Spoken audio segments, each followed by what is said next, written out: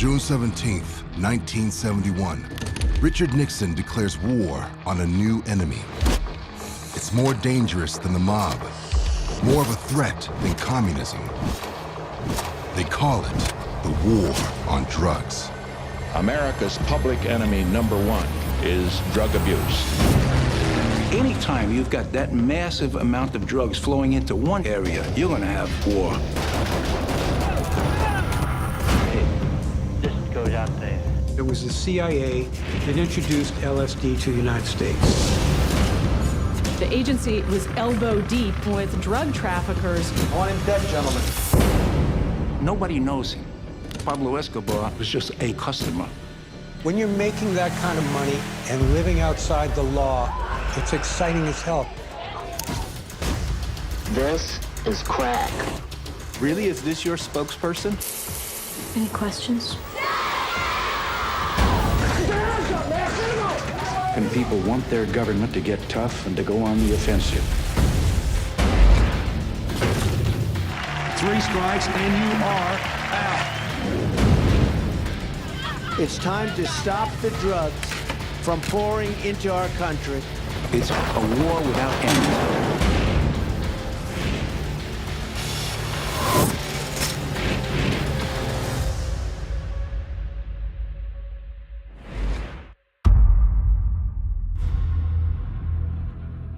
You know, I do think that most Americans would be utterly shocked if they knew the depth of involvement that the Central Intelligence Agency has had in the international drug trade. Every little movement, every little thing you do. 11 years before the war on drugs is declared, the story begins here at Miami's Fontainebleau Hotel. It's a favorite spot for one of the era's most notorious gangsters, Santo Trafficante Jr. Born into the powerful Sicilian mob, he's well known by the FBI as one of the world's biggest heroin traffickers. Santo Trafficante Jr. at one point had 2 or 3 of the most popular casinos in Havana. He was running heroin out of there. These guys were powerful. They were able to get people killed. But Trafficante is not here on vacation. He's here to meet with 2 CIA operatives. What's interesting about the CIA in the Cold War and the war on drugs is that the CIA had so many shared interests with drug dealers and their modes of operation. They're meeting in this hotel to plan the assassination of America's newest Cold War enemy. Gentlemen. Hey, good to meet you. Hey, how you doing? Good. I want him dead, gentlemen. I want him dead.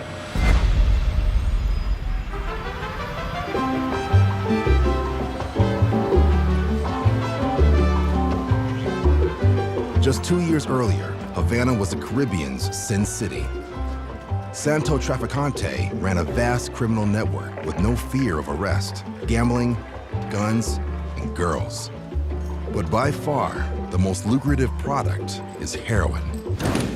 Smuggled from the Middle East through Marseille, France, via Havana, and onto the United States. They call the route the French Connection. The thing about Trafficante, and like so many of these wise guys, these mafia guys, they would always claim they weren't in the narcotics business. They could say, oh yeah, I killed 15 guys, but I never dealt heroin, which was just like, oh, okay. The fact of the matter is that they've been involved in the heroin trafficking from the beginning. Trafficante made Havana the center of his drug trafficking empire by paying off Cuba's president. Fulgencio Batista, the corrupt dictator, also happened to be on the CIA's payroll.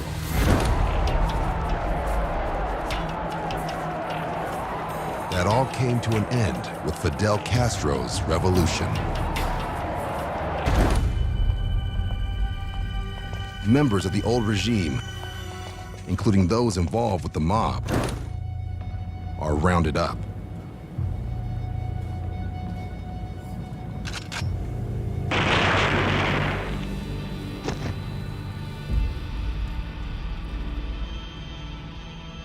It was bad enough that we had the Soviet Union that was this threat, but it was far away. Suddenly, it's right at our doorstep. Suddenly, that threat is something that we can actually see. And that created a tremendous amount of anxiety in Washington. Eisenhower's Vice President, Richard Nixon, signs off on a covert CIA mission. Take out Fidel Castro.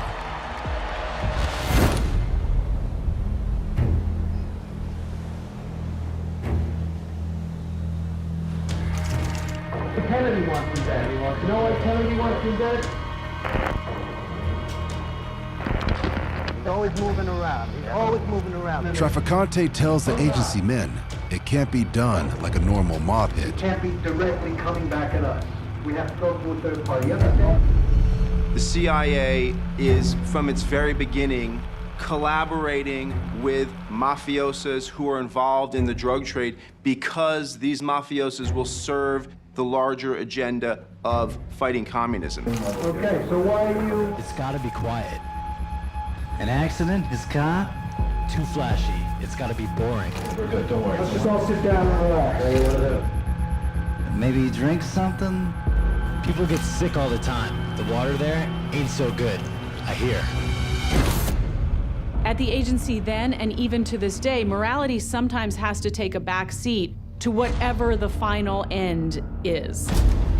This clandestine document, the Doolittle Report, is the key to understanding the last half-century of the CIA's involvement in the drug trade.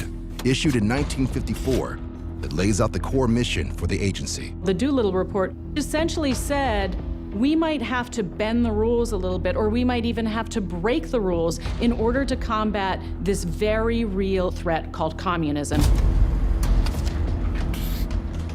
The CIA undertakes extortion, kidnapping, torture, even murder, plotting assassinations and coups in Iran, Indonesia, the Congo, Guatemala, and now Cuba, where the mafia are natural partners. It doesn't matter, the mafia is also America's largest supplier of illegal narcotics. The CIA enters into a devil's bargain. When you're at war, you will do anything in the short term that it takes to win that war. The CIA delivers the ingredients to carry out Castro's assassination. Look at that. A suitcase with $150,000 in cash and poison. Trafficante agrees to do this, knowing that once you've worked for the CIA, they have two choices. They can either kill you or they can protect you. It's a business decision that has to do with the mafia's crime empire and its prospects for the future. The plot to poison Castro coincides with the planned invasion of Cuba. The newly elected President Kennedy reluctantly signs off on the operation that will be led by a paramilitary force of Cuban exiles trained by the CIA, known as Operation 40. Operation 40, we're going to go in apart from the brigade, and they were going to knock off all the political leaders of Castro's regime. A small group of Operation 40 commandos is headed to Cuban soil. Their goal, make contact with anti-Castro locals and then seize control of the government. One of the leaders is this man, Felix Rodriguez, the son of wealthy Cuban landowners. His uncle is Minister of Public Works under Batista. When his friends are executed in the revolution, he is one of the first to volunteer when the CIA begins forming their plan to take out Fidel Castro. For Felix Rodriguez and the other Operation 40 guys, this was beyond just the mission of the agency. This was something that they were personally passionate about. Rodriguez has been undercover for 6 weeks when he receives word. What's the status of the air support? The invasion is on.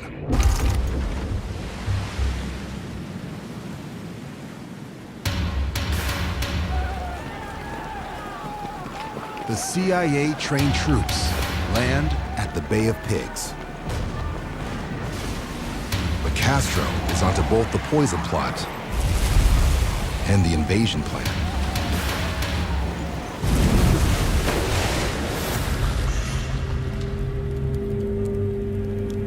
It's a bloodbath. Over 100 CIA-trained soldiers are killed. 1,200 are captured.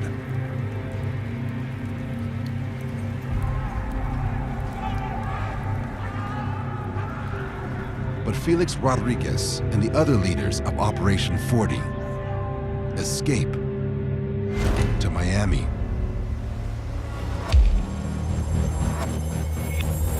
And it's here in South Florida where many Operation 40 veterans will find a lucrative new trade. This army of Cubans that had been trained by the CIA found themselves seriously underemployed. And they looked around, and there was a great way to make money. And they had the skills for it. It was smuggling drugs.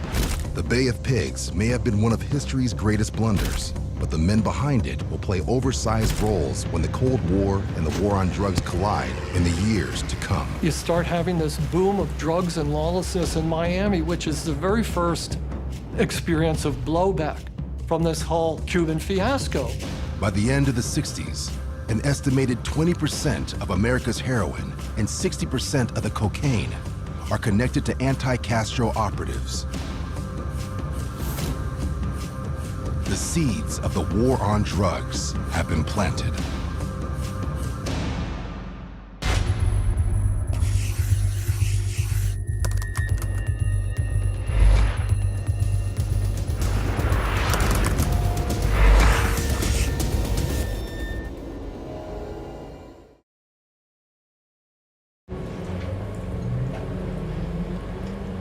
Sandoz Laboratories, one of the world's leading pharmaceutical factories. 2 American spies have just arrived. The mission: corner the market on the world's supply of a powerful new psychoactive drug. The CIA saw itself as being in a kind of Cold War, psychological warfare, arms race with the Soviet Union. I would like you to sign for this. Sure. What's the answer to controlling people and brainwashing them or getting them to confess? It's drugs. The CIA has just authorized the purchase of 10 kilograms of pure LSD-25, enough to dose more than half the population of the United States. Sandoz even supplies the CIA with the receipt and shipping information.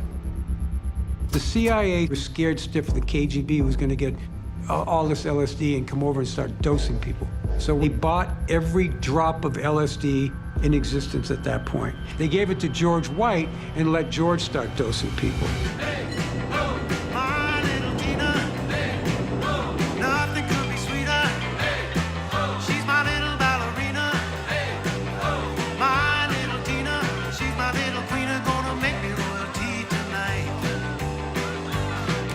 George Hunter White, a larger-than-life undercover federal narcotics agent. He's known for busting international drug rings at home and abroad. But unbeknownst to his supervisors, White also works for the CIA. His job, to conduct experiments for an operation called Midnight Climax. White pays prostitutes to lure their clients to the agency's safe house. George had a CIA safe house stocked with booze. George would sit behind this one-way mirror, drinking martinis, sitting on a portable toilet. If he had to take a leak, he didn't want to get up and leave.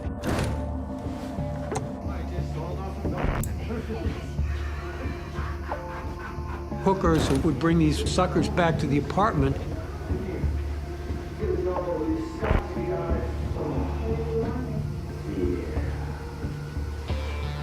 And dose them with pure LSD-25. This is where I have my effect, in the mind. This is lysergic acid diethylamide, better known as acid. The powerful drug was first synthesized in 1938 in Switzerland.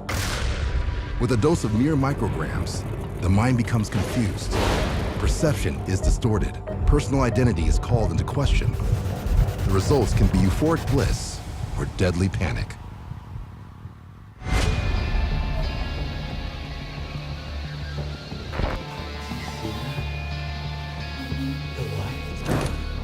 White observes the effects of the acid-laced cocktails on the unsuspecting men. White was very much into S&M. He would visit prostitutes himself, and they would strap him to a bed and whip his butt.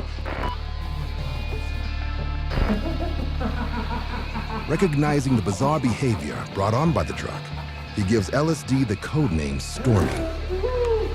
White takes meticulous notes and files his reports to his CIA handlers. So that was how LSD was introduced to this country. Operation Midnight Climax is part of a larger top-secret CIA program called MK Ultra. The goal, learn how to control and even reprogram people's minds. The CIA believes LSD might hold the key. Over the next 10 years, the agency doses a cross-section of the American public. Everyone from unwitting housewives to soldiers to even criminals like gangster Whitey Bulger is tested.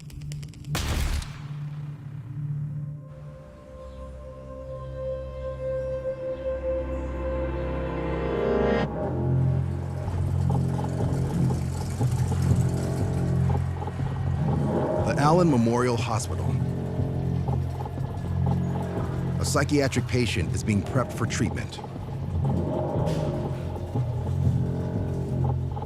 But this is no ordinary mental hospital. The doctor is not looking for a cure.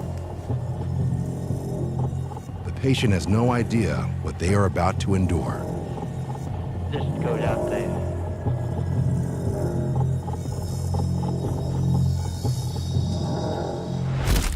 Dr. Ewan Cameron, the former president of the American Psychiatric Association. During the Nuremberg trials, he evaluates Nazi war criminals. But Cameron has another side to him. He's fascinated by the idea that the identity can be erased and the mind reprogrammed. While George White's tests become inseparable from his own sexual obsessions, Cameron's approach is clinical and deadly serious. Cameron was working for the CIA. They were looking into brainwashing. They were looking into mind control. They were looking into how they could create what they called Manchurian candidates. Even his own nurses don't know he is working on a top-secret CIA program.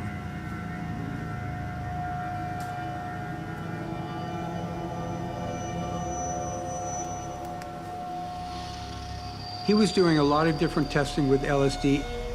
They were trying to figure out if they could get people to go out and do things that they would ordinarily not do, like assassination. Once the subject is dosed with a sufficient amount of LSD, Cameron begins to try and reprogram the patient's mind.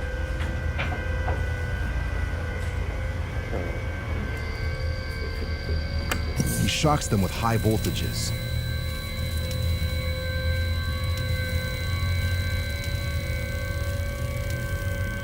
And forces them to listen to repetitive audio loops for days at a time. White and war is peace. Black is white and war is peace. White and war is black is white and war is black is white and war is black is white and black is white.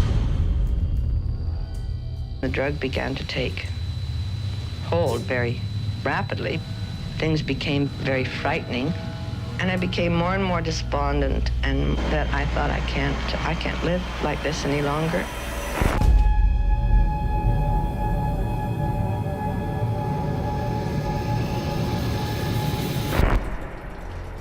But not every subject in the MK Ultra program finds the drug's effects so terrifying. The CIA's quest to create mind-controlled zombies is about to have an unintended consequence that will change America. You know, what the CIA really dreamed of was sort of like a drug you could give to someone, get them to commit all sorts of unspeakable acts, and they wake up the next day and they don't remember what they've done.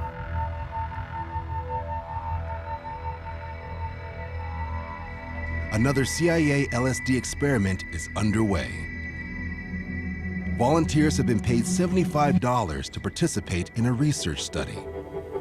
One of the volunteers, Ken Kesey, a young writer, wrestler, and graduate student at nearby Stanford University. He'll go on to write the bestseller, One Flew Over the Cuckoo's Nest. A nurse turns on a recording device and asks Kesey what the drug is doing to his brain. Was this, would you say, an uncomfortable or a comfortable experience? I think it's a good experience.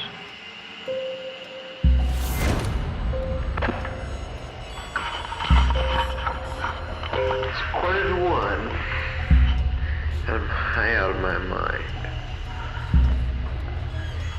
Wild color images. There's this great colored frog of a man outside standing at the door, like against some guy's room, and the guy's all teetering out of the bed there. And the guy goes, Mac! Hey! Hey, Mac! Was this, would you say, an uncomfortable or a comfortable experience? I think it's a good experience.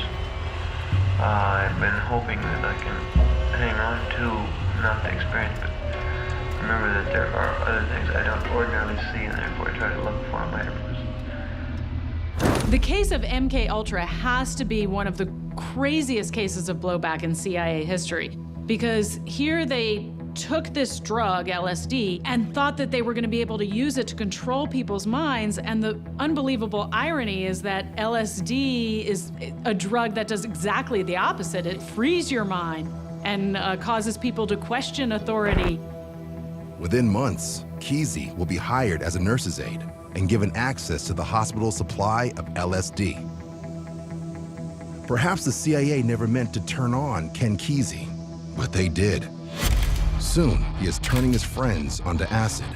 Then, the entire West Coast. Then, an entire generation. It created the counterculture as we know it of the 60s. All that was a kind of blowback or backfire of the CIA's attempt to control people. Turned out to be just the opposite. It was the CIA that introduced LSD to the United States.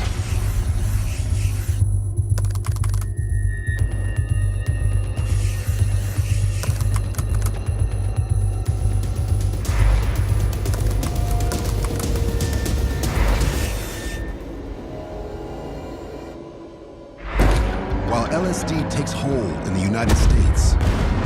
In Southeast Asia, a covert CIA war will fuel a new drug epidemic: heroin.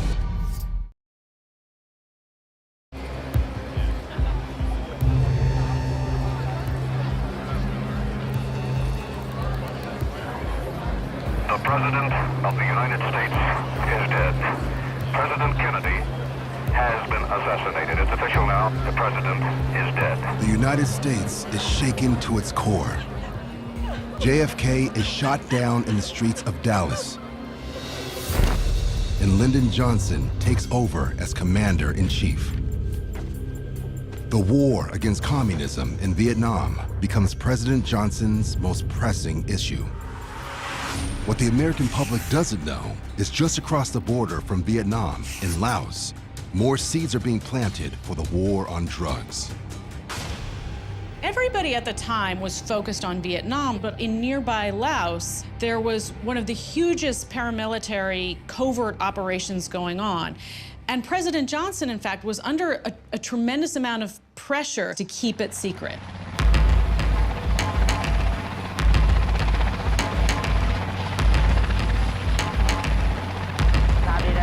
Local forces are waging a secret war against communist guerrillas in the remote Laotian highlands. And they're being trained by a legendary CIA operative, Tony Poe, a World War II fighter pilot. He earns 2 Purple Hearts in the Battle of Iwo Jima. After the war, he becomes one of America's most prolific spies. Now he's the CIA's man in Laos. A lot of people think of someone like James Bond as the kind of spy prototype, you know, suave and wearing a tuxedo. In a place like Laos, that's not the kind of spy we were sending over there. Keep moving forward! Tony Poe breaks CIA rules and leads a regiment to battle himself. If you take a situation like Laos was at the time, that kind of craziness, and you insert someone like Tony Poe, that's basically like adding gas to a fire.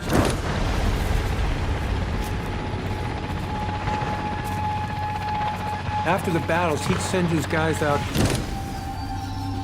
to chop the ears off of these dead enemy.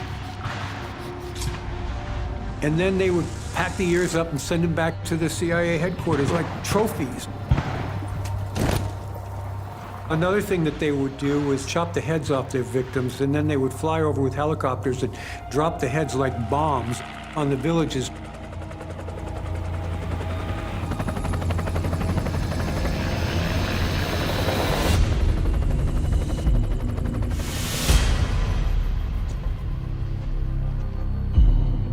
Tony Poe's ally against communists is a powerful local warlord, Vang Pao, a resistance fighter in World War II. He now commands a ragtag army of Hmong Hill people against communists infiltrating their tribal land. Guys like Vang Pao and a guy like Tony Poe got in business together because they had a common enemy, which was communism.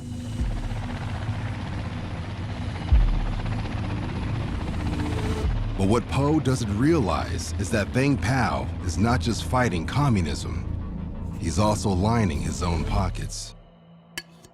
Northern Laos is in the heart of the Golden Triangle, an area which includes Burma and Thailand, known as one of the most fertile opium-growing regions in the world. Here, the Hmong have used opium for centuries as medicine, but on the international drug market, the real value of the poppy's sap is that it can be refined into heroin. When the CIA is focused on a mission, on a particular end, they're not going to sit down and pontificate about what are the long-term global consequences of our actions going to be.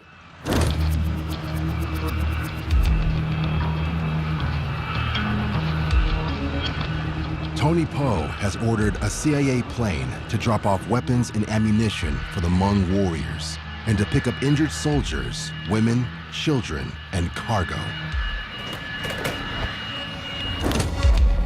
The plane is owned by Air America. One of the most important aspects of fighting communism in Laos involved a company called Air America, which was actually a front for the CIA.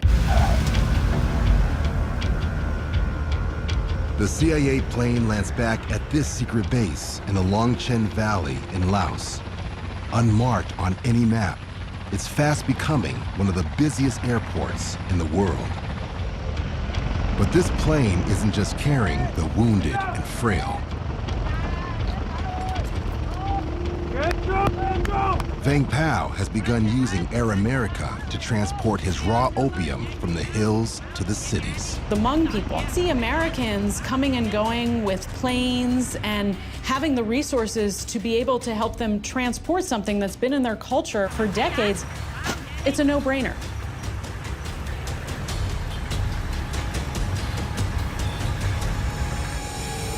The CIA built Air America to move people and weapons and money below the radar. Well, that's identical to what drug traffickers have to do. It's almost inevitable that the CIA and drug traffickers are continually crossing through the same worlds, continually using the same methods on a rather intimate basis. The CIA turns a blind eye to Vang Pao's growing heroin operation. But Tony Poe didn't come to Laos to enrich a local drug lord.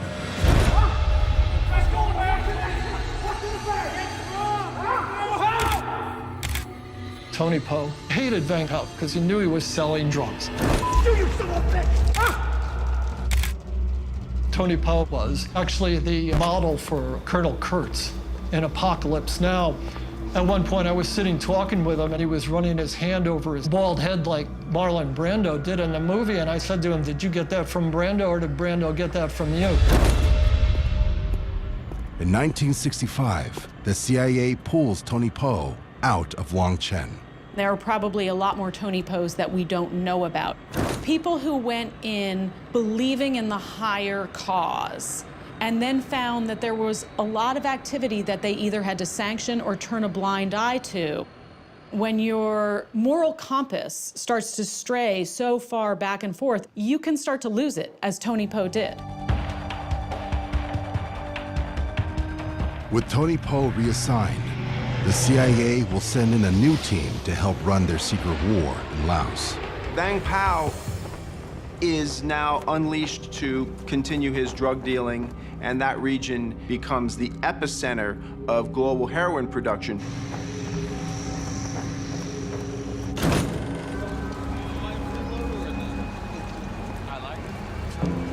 What is going to be the theme of your meeting? Are you going to tell what's bad about LSD? Not necessarily. Will LSD be in evidence at the graduation ceremony, Ken? Why don't you guys come? Yeah.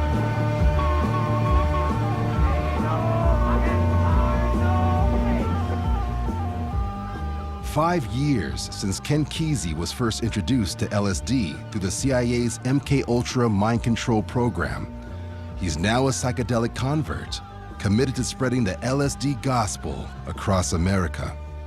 He throws parties known as acid tests, where LSD-laced Kool-Aid is served, and partygoers are invited to achieve a communal high.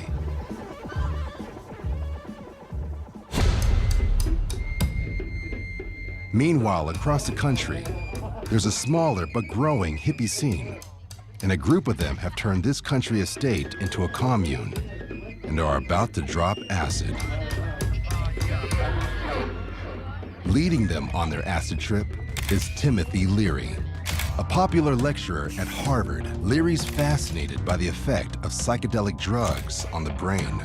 LSD was legal then, and he was giving it to graduate students to open their minds and like Timothy Leary said, question authority. And that's when he became an outlaw. Our aim is to transform American society. America today is an insane asylum. We're going to try to bring about a religious renaissance and a spiritual revolution.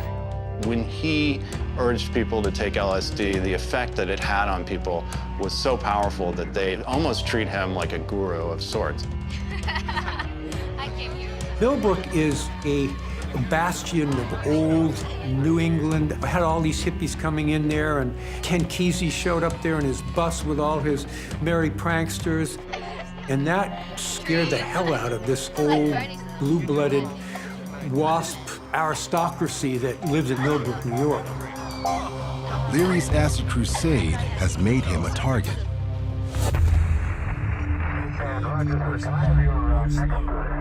A local prosecutor is on a crusade of his own. G. Gordon Liddy, a former FBI agent turned assistant district attorney in Dutchess County, New York. Gordon Liddy was an obscure anti-drug, right-wing prosecutor in Dutchess County, New York, until he took on Timothy Leary and the LSD movement. No one was as determined to take Leary down as G. Gordon Liddy. He just went after Leary with a vengeance.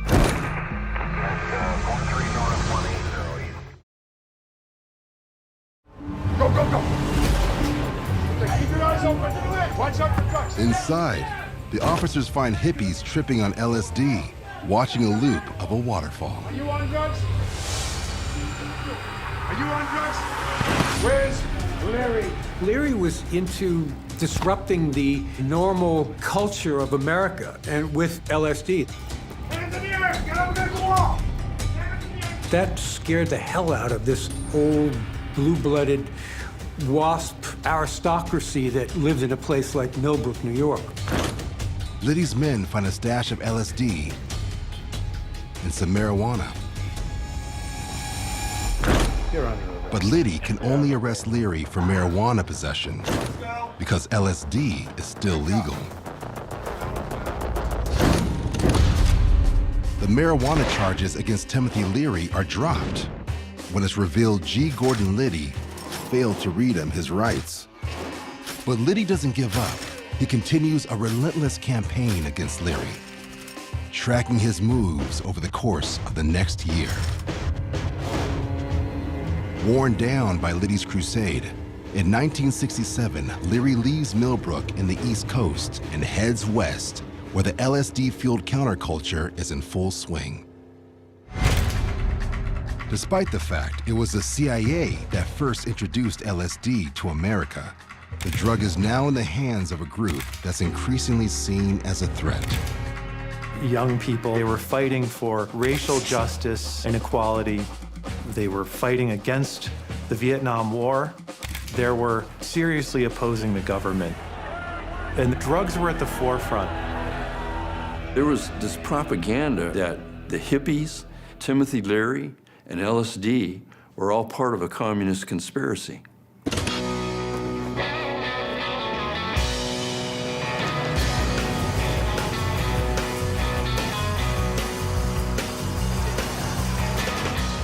LSD begins to be distributed by an underground organization called the Brotherhood of Eternal Love.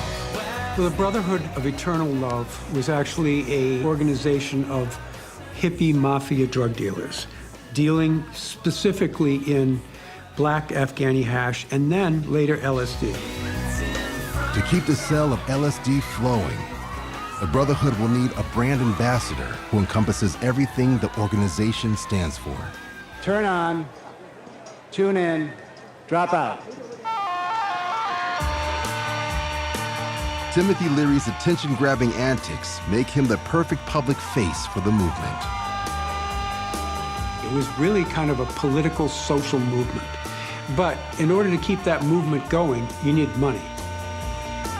Fortunately for the Brotherhood, Leary has brought with him a rich and connected friend.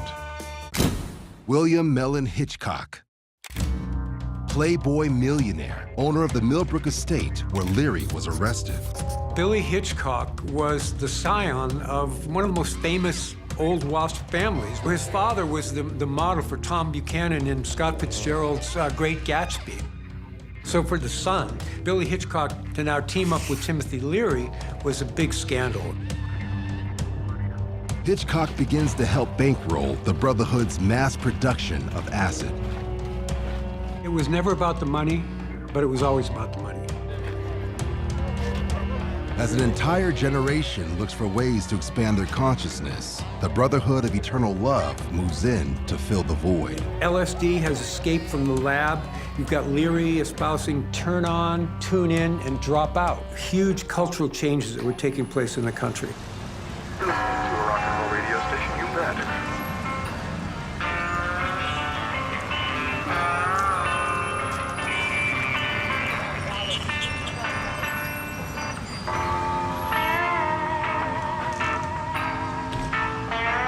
The Haight-Ashbury Free Clinic, a haven amidst the chaos of San Francisco's streets. This man has just taken acid for the first time, and he's having a bad trip. The doctor treating him keeps detailed notes, but who he's working for is a secret no one in San Francisco knows. Colonel James Ketchum, a psychiatrist in the Pentagon's top-secret psychochemical warfare program. He's obsessed with finding the key to manipulating the mind of the enemy. And like the CIA's MK-Ultra program, he's willing to do whatever it takes to find the answers he's looking for.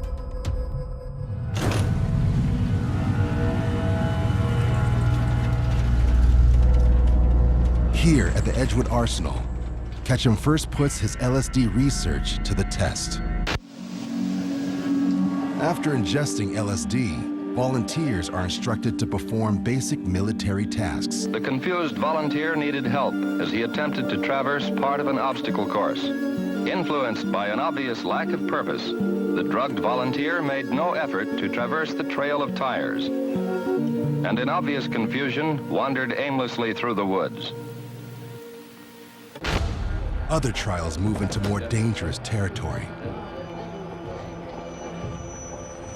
pushing the soldiers to the limits of sanity.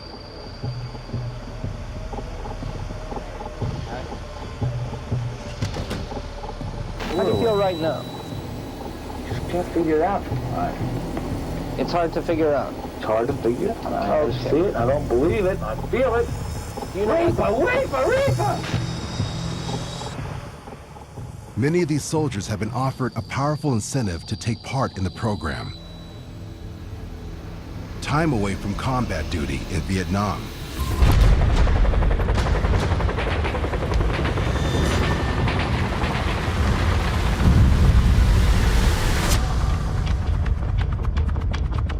Just over the border in Laos, the CIA's Air America airline is increasingly becoming part of the international drug trade.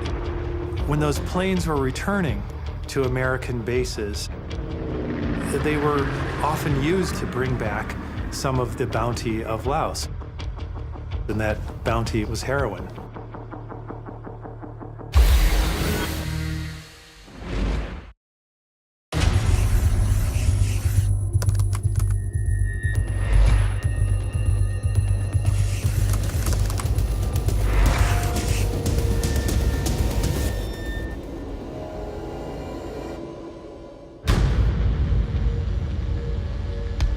In the remote highlands of Laos, communist forces are increasingly threatening to overtake the territory controlled by CIA ally Vang Pao.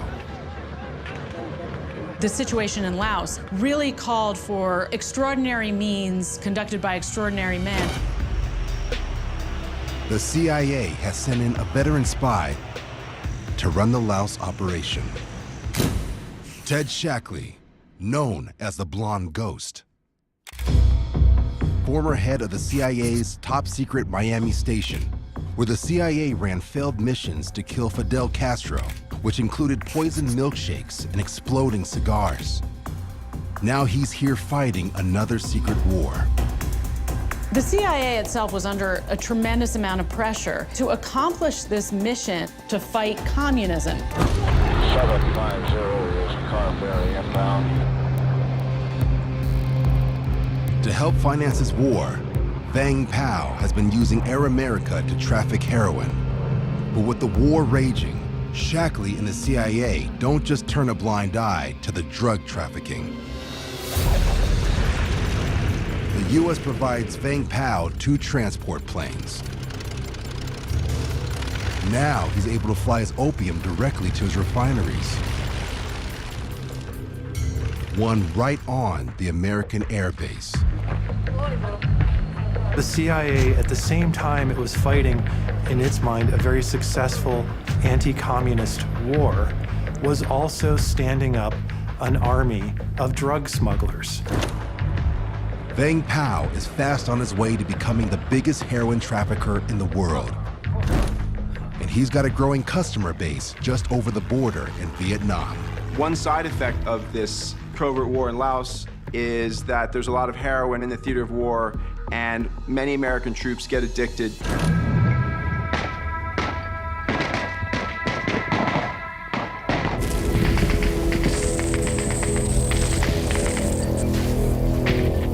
One of my fellow soldiers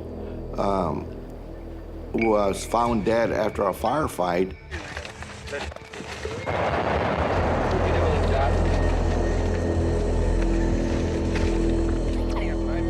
We thought he had been shot, and actually he had the needle stuck in his arm.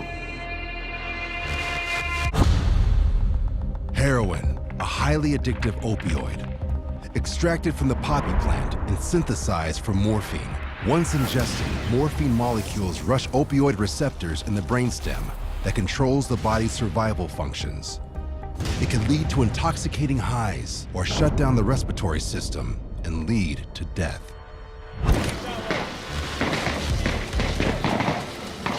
The rule was you don't get high while on patrol, but you can't control depression.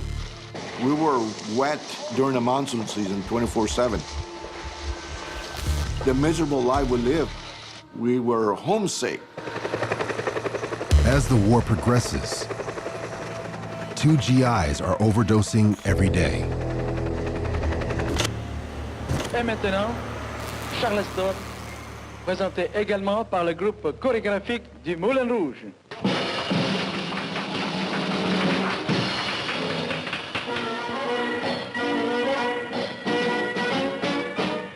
A nightclub in Saigon, a refuge from the horrors of combat.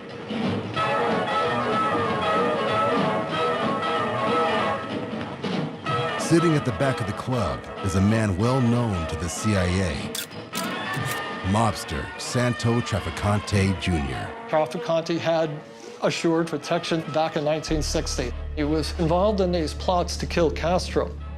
Once you've worked for the CIA, you're what they called in that business a $1 million man. Trafficante is meeting with a Corsican gangster, a middleman for another CIA-connected drug trafficker, Vang Pao. They are discussing a deal that'll bring tons of heroin into the United States.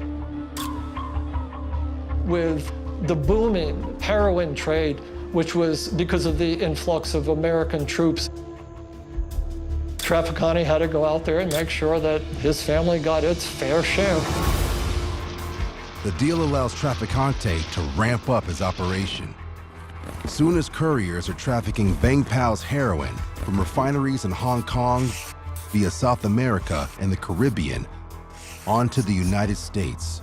In one shipment alone, they smuggle in as much as 20% of all the heroin consumed that year. The history of the CIA is really the history of unintended consequences and blowback. With CIA secret wars being fought in places like Laos, they became instrumental in flooding America with drugs.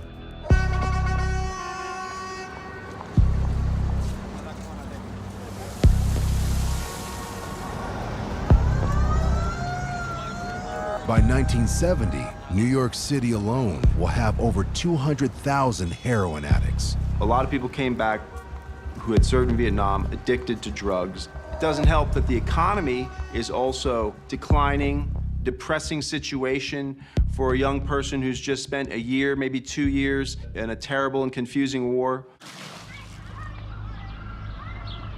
With the demand for heroin rising, a new breed of homegrown dealers emerges. One of these dealers has just arrived to check on his operation. You okay? These women are part of a production line that runs 24 hours a day. They're made to work in the nude so they can't steal the product. Pure, uncut heroin that's sold by this man. I said we gonna make some money today or what? Frank Matthews. Born in rural North Carolina. His first arrest comes at 14 when he's busted for leading a gang of chicken thieves. He moves to Brooklyn, where he opens a barber shop as a front for selling heroin. The heroin business has always been controlled by organized crime. And then along comes a guy named Frank Matthews.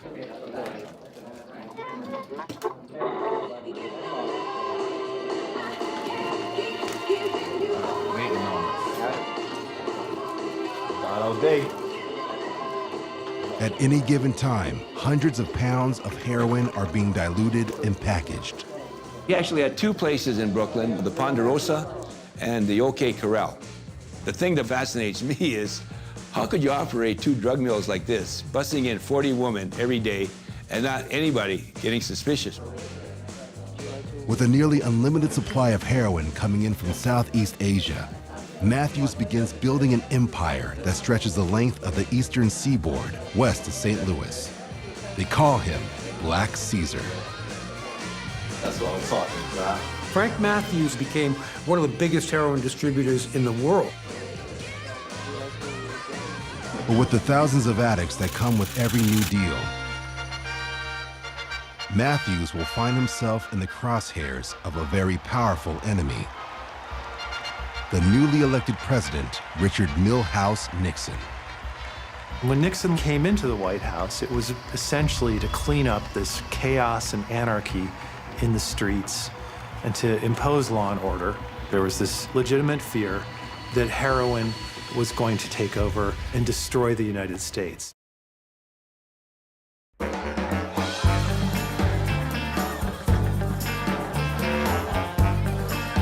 The grand opening of an exclusive resort, Paradise Island in the Bahamas. The crowd celebrating New Year's Eve is a star-studded collection of Hollywood actors, politicians, and wealthy investors. People look back in the 60s and they, oh, it was great, the music was great, rock and roll, but then it started to change. 68 was like a turning point. Martin Luther King was assassinated.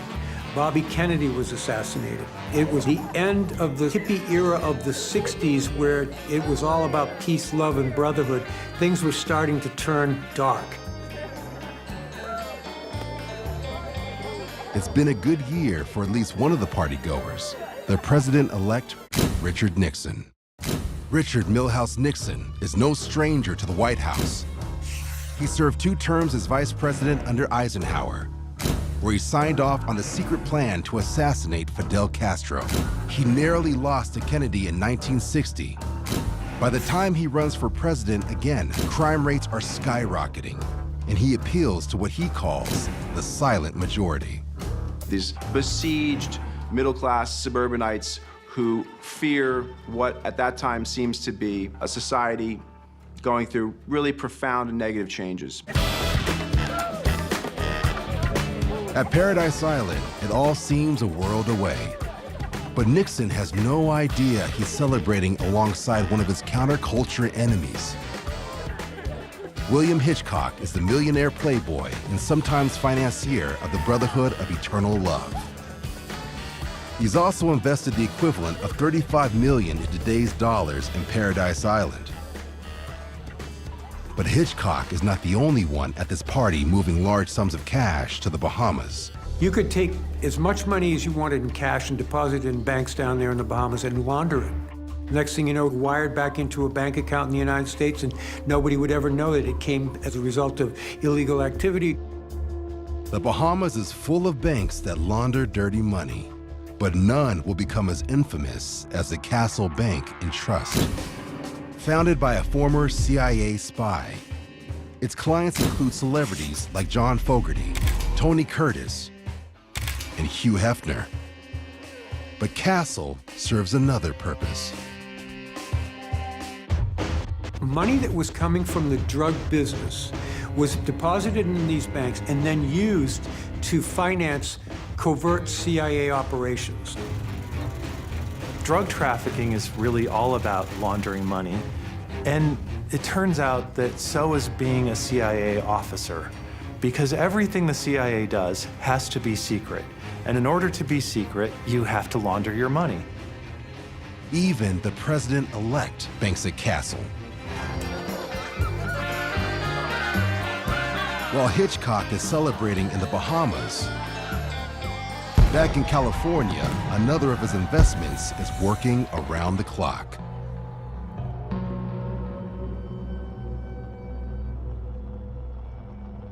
In this makeshift lab, the Brotherhood of Eternal Love is producing a potent new brand of LSD that they hope will stamp out all competition. It'll become the most famous acid ever produced.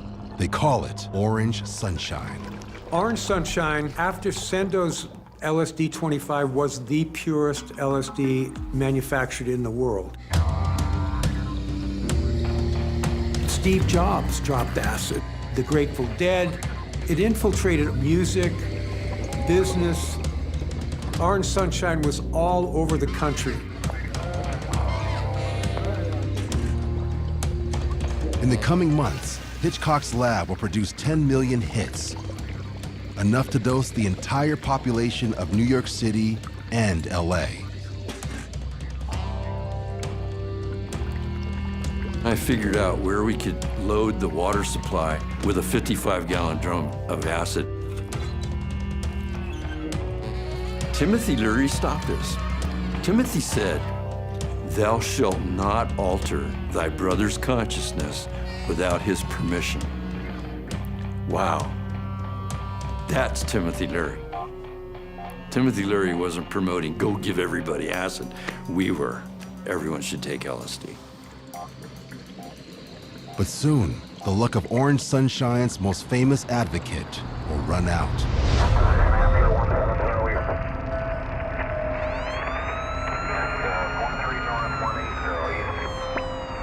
A cop on the night shift makes a routine traffic stop. The driver is LSD evangelist Timothy Leary. The police searched the car, and in the ashtray was a joint and a roach. And they busted Timothy for a minute amount of pot. Shortly after his arrest, he makes a surprise announcement. I'm going to run for the governorship of the state of California. I think that we need a new party, and by party, I mean party. Leary's platform included, among other things, banning football, banning all money, creating a barter system that would kind of take over capitalism. The song Come Together, which was written by John Lennon, was actually a campaign song for Timothy Leary. Let the kids get high. As a matter of fact, President Nixon, why don't we all turn on together? His Republican opponent, Ronald Reagan. There is nothing smart, there is nothing grown up or sophisticated in taking an LSD trip at all. They're just being complete fools.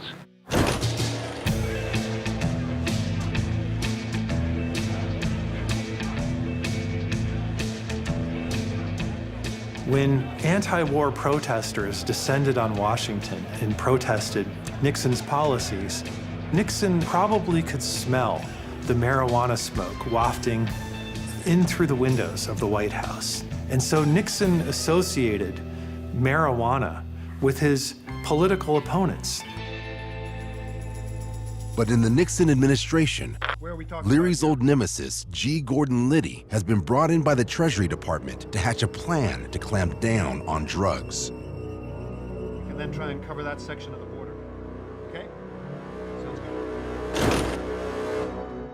G. Gordon Liddy was the law and order figure in the White House. And when Nixon was elected into the White House, Nixon saw and Liddy saw that drugs were this powerful hot-button issue.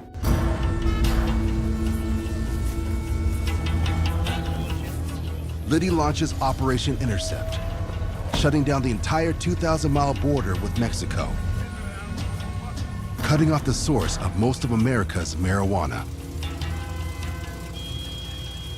For over 20 days, all vehicles crossing the border are searched. It's the largest operation of its kind in history.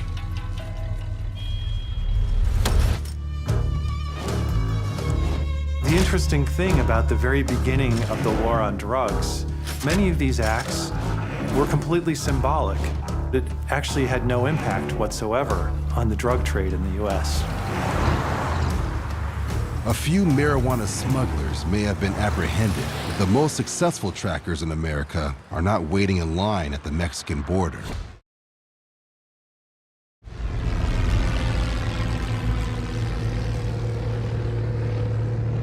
A small private plane is losing altitude fast. The pilot, Juan Restoy, a former Cuban politician who fought against Fidel Castro, now a key player in the nation's largest narcotics distribution network.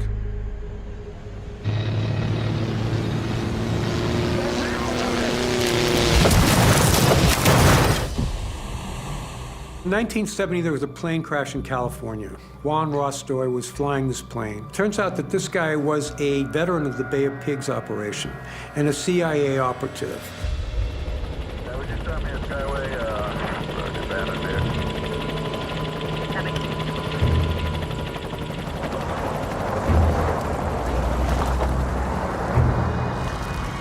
Restoy survives, but the crash catches the attention of federal agents working on Operation Eagle, a national investigation of narcotics smuggling.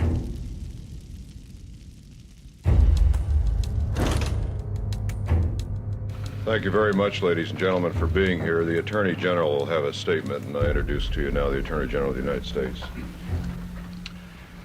We have called all of you this morning to tell you about Operation Eagle, which is the code name for the biggest operation of its kind in history. At 10 a.m. last night, special agents of the Bureau of Narcotics and Dangerous Drugs made simultaneous raids in Miami, New York, and Chicago, and 7 other cities.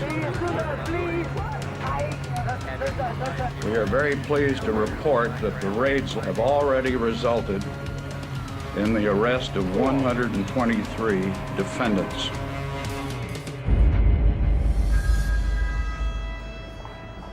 What Attorney General John Mitchell neglects to mention is as many as 70% of those arrested are Cubans who fought for the CIA against Fidel Castro. The agency's secret war against communism has given rise to an entire generation of drug traffickers. Cuban exiles trained by the CIA for the Bay of Pigs had all these skills in radios, flying airplanes, boats, and applied these skills to smuggling drugs.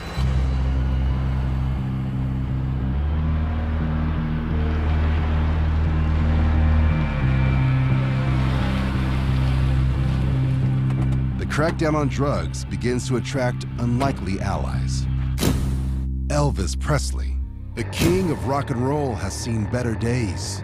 Elvis has developed a prescription drug habit that includes uppers, downers, and needles. Doctors are on call to provide an endless supply of drugs. At the time, Elvis Presley was essentially a stone junkie. He also was obsessed with firearms. He actually wanted to obtain a drug agent badge from Nixon so he could safely travel the world with his drugs and firearms.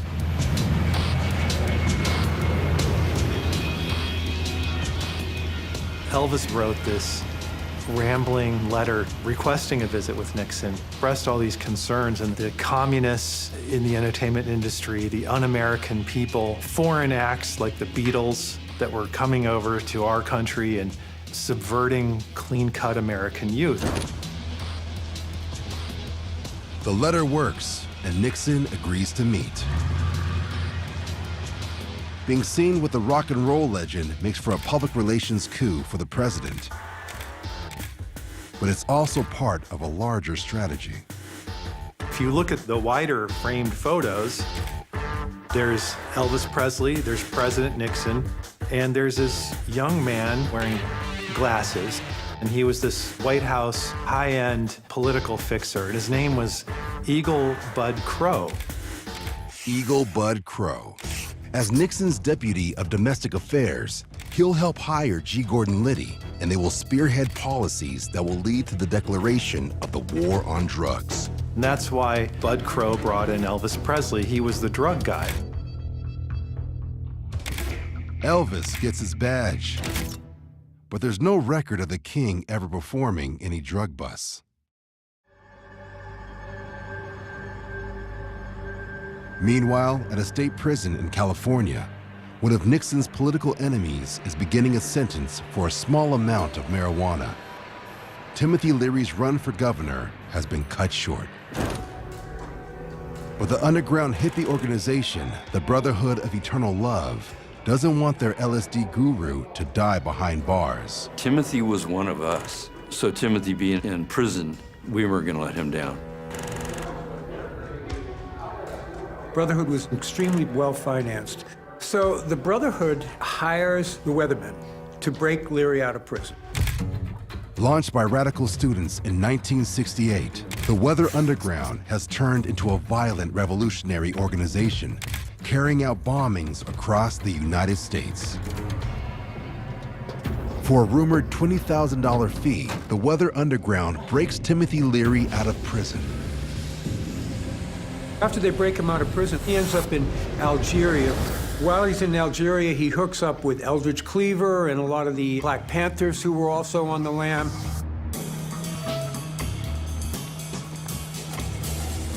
It's an audacious move, but the Brotherhood doesn't lay low for the rest of 1970. One of their associates will attempt one of the most brazen drug distribution stunts of all time. Laguna Beach, California. 25,000 young people have gathered for an outdoor rock concert to celebrate the counterculture. The idea initially was just to have a Woodstock-type rock concert, but some of the local artists decided that it would be better to give a kind of a spiritual connotation to try to avoid any unnecessary law enforcement scrutiny, but it became completely out of control. One of the Brotherhood of Eternal Love's associates has hired a private plane and it's flying towards the festival.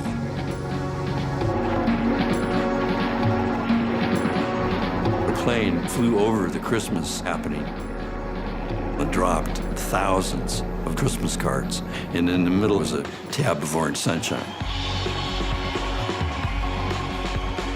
It's just a legendary moment in the countercultural history of the United States. An actual acid drop from the sky on a huge crowd of young Americans.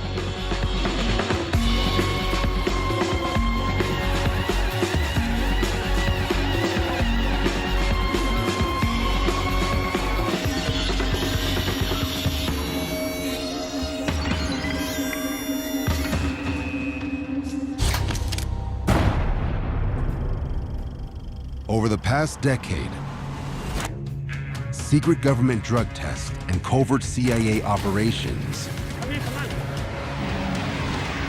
have unleashed a wave of drugs into the United States.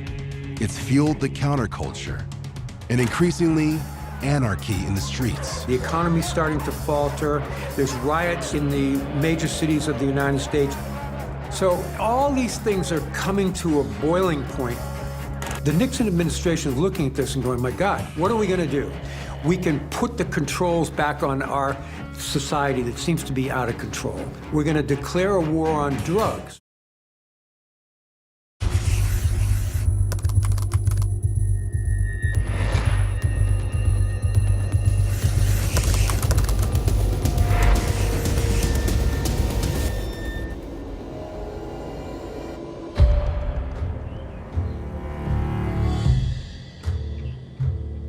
June 17th, 1971, President Richard Nixon is about to make one of the most important speeches in presidential history.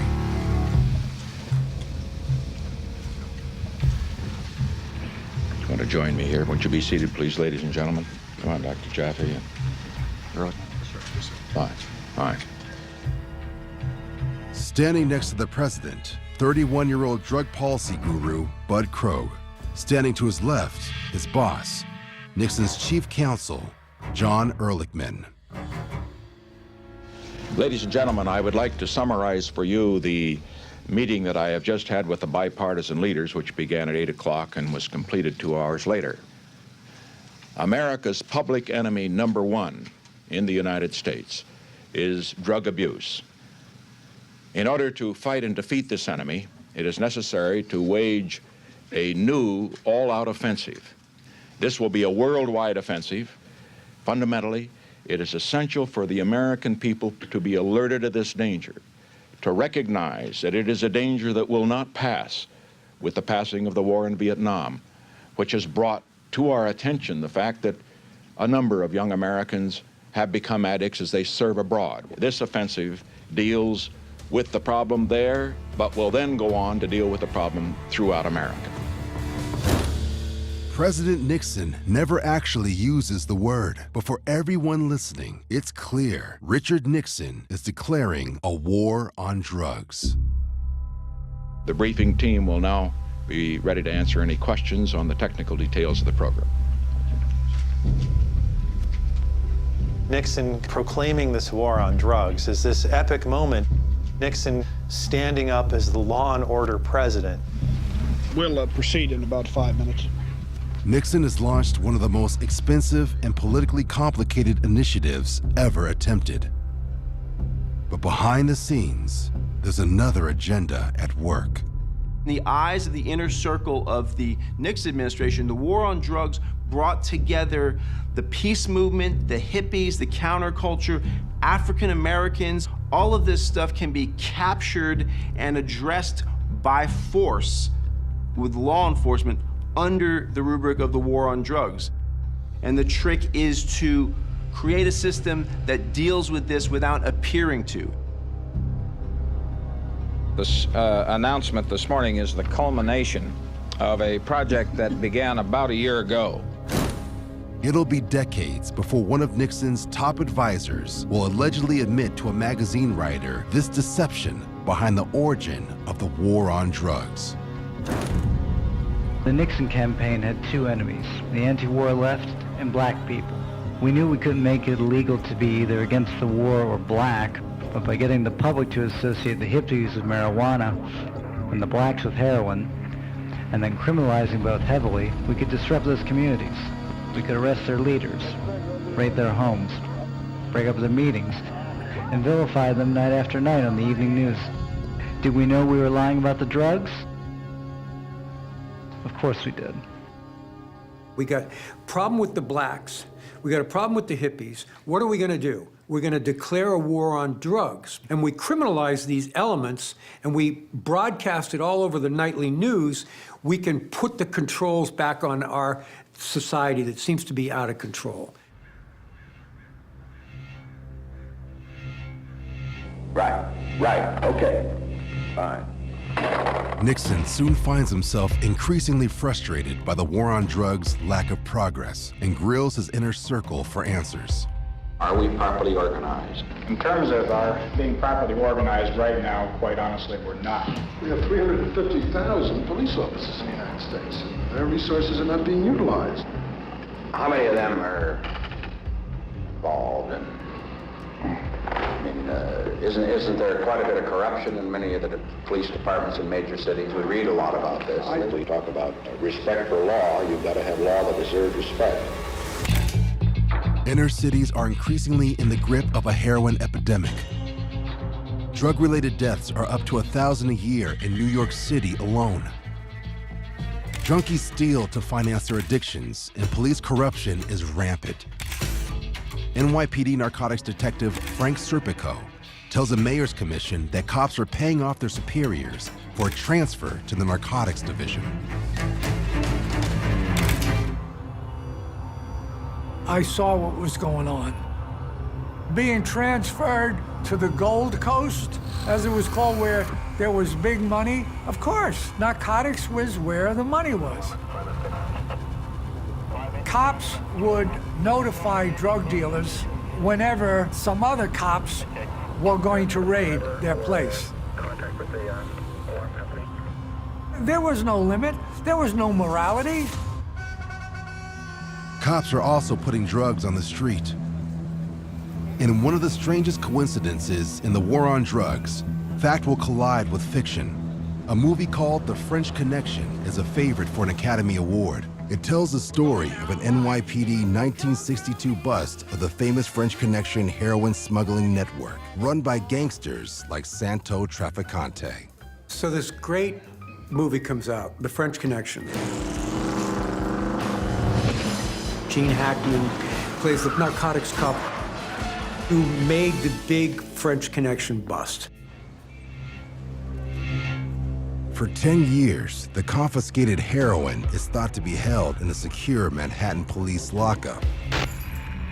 So they had all this heroin that they busted, and it was in the property vault in NYPD custody. Open them up. But when they ultimately went down there to get it,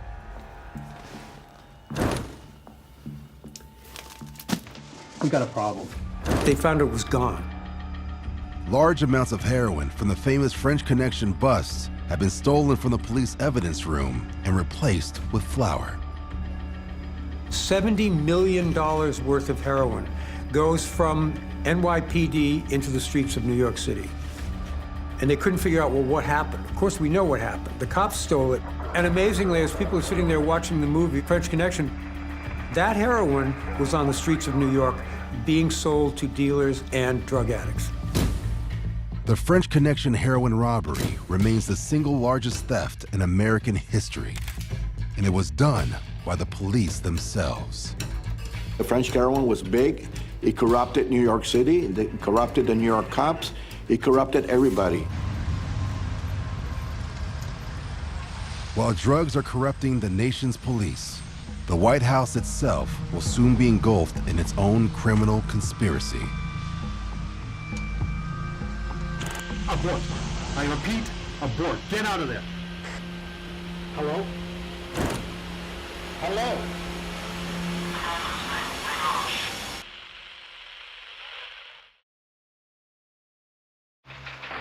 Good evening. We have a mystery story out of Washington. 5 people have been arrested and charged with breaking into the headquarters of the Democratic National Committee in the middle of the night. 1 year to the day after President Nixon declares a war on drugs, his law and order presidency is about to unravel.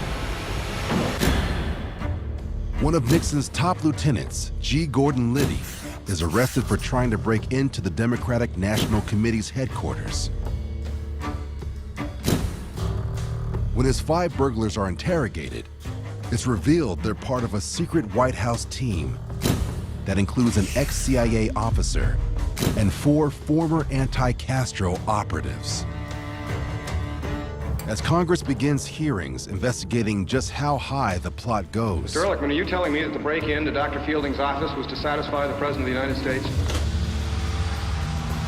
Across the country, another kind of conspiracy is brewing. A casino in Vegas, the East Coast's biggest heroin dealer, is enjoying a run on the roulette table. Frank Matthews was ahead of his time because he was the Al Capone of African-American drug dealing. But Frank Matthews is not in town just to gamble. The drug trade is changing, and he wants to find a way to stop the growing violence. Just recently, one of Matthews' top dealers was gunned down in a popular nightclub. Do it. Yo, good? So he's called a summit of the country's top black drug lords. A lot of people in law enforcement will tell you that when the mob was in control of the neighborhoods, there was a lot less crime. The days of sharing with the Italians, they're over now. Y'all hear me? Over. This is our time now. This is our time. Now you had the emergence of these gangs that were cutting out the mob. It created these turf wars and these battles. What I'm saying first, though, we got to stick together, though. Without killing each other. His objective was to form some kind of network where they could work together rather than kill each other. This business is ours now, all the way. That's it. That's it. But before he can see his dreams of unity fulfilled, he's arrested in Vegas. Matthews jumped bail on July 2nd, 1973, and has never been seen again. To add to the mystery, the testimony of 9 of his French connection suppliers is suppressed for national security reasons by the CIA. Frank Matthews may be one of the few of the big drug kingpins who actually got away. But unlike Matthews, most of the guys who were involved in the drug trade were getting hammered with these huge sentences. Possibly the most enduring legacy of Nixon's war on drugs is a series of laws passed in New York State. Life sentence for pushers. We saw guys coming in who were like low-level street dealers with 20, 30 years time. Under what are known as the Rockefeller drug laws, anyone caught with more than 4 ounces of drugs, even marijuana, faces a 15-year to life sentence. It's the same as second-degree murder. Other states soon follow suit. Rockefeller drug laws reverberate to this day because 90% of the people who were arrested under those laws were black and brown.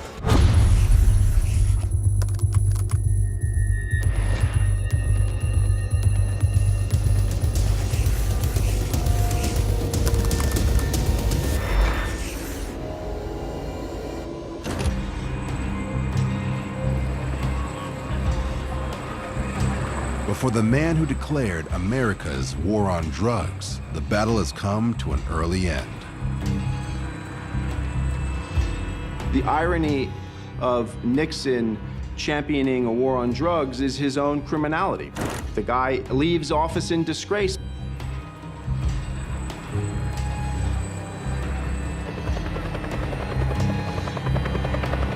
For their roles in the Watergate scandal, 4 of the key architects of the war on drugs will go to prison. The former Attorney General who spearheaded Operation Eagle, John Mitchell. The senior advisor who introduced Nixon to Elvis, Bud Krogh. The president's chief counsel, John Ehrlichman.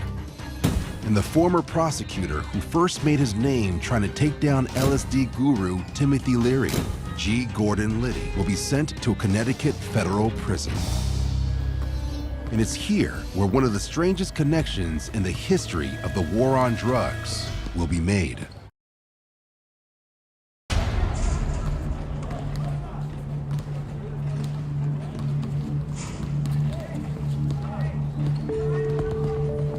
The federal prison at Danbury, Connecticut, 1974. Richard Nixon's dirty tricks mastermind, G. Gordon Liddy, is here serving time for his role in the Watergate break-in. When Gordon Liddy found himself in federal prison, he found a fellow inmate there, Carlos Lader. Carlos Lader, a Colombian car thief who will soon change the face of the drug trade. Liddy had all these ideas about the will to power, to impose your will on circumstances and do heroic things as an individual. Lader was completely inspired by this man. This weird admiration society built up. Carlos Lader started dressing like him, started talking about the same ideas, and Carlos Lader would then get out and basically flood America with cocaine. And as a founding member of Pablo Escobar's Medellin cartel, he'll revolutionize a new drug trade.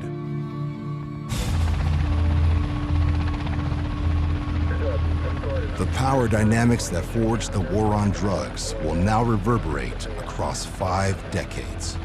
Sometimes people say that the war on drugs really wasn't about drugs, and they state that like that's news. He's up in the corner. It's only news to people who just haven't been paying attention. Of course it wasn't about drugs. It was a fraud. It was a political maneuvering that was designed to keep certain aspects of the culture under control. In many ways, the counterculture was a product of the CIA LSD program that released it into the populace. All of these individual experiences that people had taking LSD collectively completely altered society. What's really remarkable is that a lot of these patterns that have their origins in the 1960s become cyclical. Virtually all of the CIA activities abroad always came on the backs of drug smuggling and drug financing. And we're going to see those relationships develop again and again throughout the war on drugs. The war on drugs is not about one thing. It's about many things in relationship to each other.